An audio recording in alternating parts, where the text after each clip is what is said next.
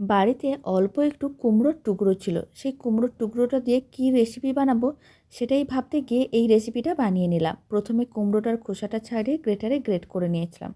এখন গ্রেট করা কুমড়োটাকে একটা মিক্সিং বোলের মধ্যে নিয়ে নিতে হবে, আর এইভাবে বড় গ্রেটারে গ্রেট করতে হবে।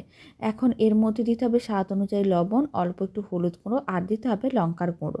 এখন এর মধ্যে আমি দিয়ে দিচ্ছি অল্প একটু ধনে গুঁড়ো, আর দিয়েছি অল্প একটু জিরে গুঁড়ো। এবার এর মধ্যে একটা বড় সাইজের কুচনো পেঁয়াজ দিতে হবে, অল্প একটু দিতে হবে কুচনো কাঁচা লঙ্কা, আর বেশ কিছুটা পরিমাণ কুচনো ধনেপাতা।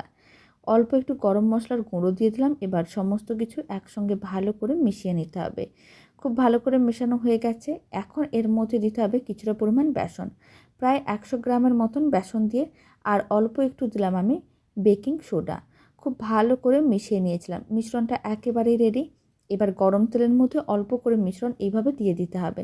তারপর উল্টে পাল্টে পকোড়াগুলোকে বেশ লাল লাল করে ভেজে নিতে হবে।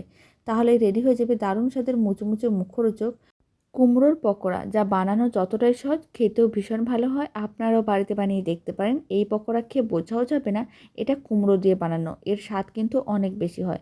আপনারা চাইলে ডাল ভাতের সঙ্গেও খেয়ে দেখতে পারেন, নাহলে চা কফির সঙ্গেও পরিবেশন করে দেখতে পারেন। খেতে আপনাদের বেশ ভালোই লাগবে।